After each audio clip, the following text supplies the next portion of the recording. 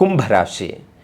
ಈ ಮಾಸದಲ್ಲಿ ಕುಂಭರಾಶಿಯವರಿಗಂತೂ ಕೆಲಸದ ಒತ್ತಡಗಳು ಹೆಚ್ಚಾಗುವಂಥ ಸಾಧ್ಯತೆಗಳು ಇರುತ್ತೆ. ಇಷ್ಟು ದಿನ ಗುರುಬಲ ಇತ್ತು, ಆದರೆ ಈ ಜೂನ್ ತಿಂಗಳಲ್ಲಿ ಗುರು ಬದಲಾವಣೆಯಿಂದ ಗುರು ಬದಲಾವಣೆ ಒಂದಷ್ಟು ಸಾಲ, ಒಂದಷ್ಟು ಸಮಸ್ಯೆಗಳು, ಆರ್ಥಿಕ ಸಮಸ್ಯೆಗಳು ಉಂಟಾಗುವಂಥದ್ದು ಇರುತ್ತೆ. ಯಾಕಂದರೆ ಗುರು 6ನೇ ಮನೆಯ ಧನಕಾರಕ ಗ್ರಹವಾಗಿರುತ್ತೆ. ಅತಿಯಾದಂಥ ಖರ್ಚುಗಳು ಉಂಟಾಗುವಂಥ ಸಾಧ್ಯತೆಗಳು ಸಹ ಈ ಮಾಸದಲ್ಲಿ ಕಂಡುಬರುತ್ತೆ. ಇನ್ನು ವ್ಯವಹಾರಕ್ಕೆ ಸಂಬಂಧಪಟ್ಟಂತಹ ವಿಚಾರಕ್ಕೆ ಸಂಬಂಧಪಟ್ಟಂಥ ತೊಂದರೆಗಳು ಉಂಟಾಗುವಂಥ ಸಾಧ್ಯತೆ ಇರುತ್ತೆ. ಅತಿಯಾದಂಥ ಖರ್ಚುಗಳನ್ನು ಒಂದಷ್ಟು ಕಡಿಮೆ ಮಾಡಿಕೊಳ್ಳೋದು ಬಹಳ ಮುಖ್ಯವಾಗಿರುತ್ತೆ ಈ ಮಾಸದಲ್ಲಿ. ಇನ್ನು ದೊಡ್ಡ ಮಟ್ಟಿಗೆ ಹೂಡಿಕೆ ವಿಚಾರದಲ್ಲಿ ಮಾಡೋಕ್ಕೆ ಹೋಗಬೇಡಿ, ಅತಿಯಾದಂತಹ ಸಮಸ್ಯೆಗಳು ಉಂಟಾಗುವಂಥದ್ದು ಇರುತ್ತೆ. ಇನ್ನು ವಾಹನ ರಿಪೇರಿ ಖರ್ಚುಗಳು ಹೆಚ್ಚಾಗುತ್ತೆ. ವಾಹನವನ್ನು ಓಡಿಸುವಾಗ ಸ್ವಲ್ಪ ಜಾಗೃತೆ ವಹಿಸಿ.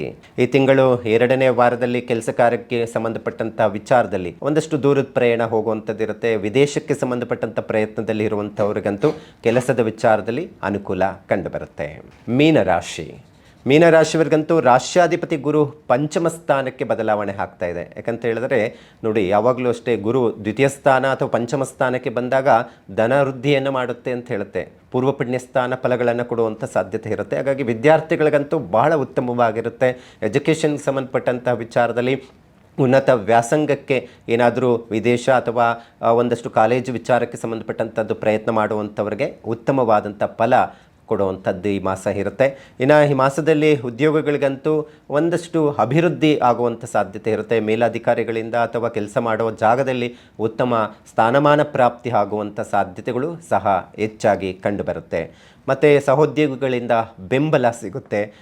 ಮತ್ತು ಅದರ ಜೊತೆಗೆ ವ್ಯವಹಾರಕ್ಕೆ ಸಂಬಂಧಪಟ್ಟಂತಹ ಹೂಡಿಕೆ ವಿಚಾರದಲ್ಲಿ ಹೆಚ್ಚು ಲಾಭ, ಅನುಕೂಲಕರವಾದಂತಹ ಮಾಸವಾಗಿರುತ್ತೆ.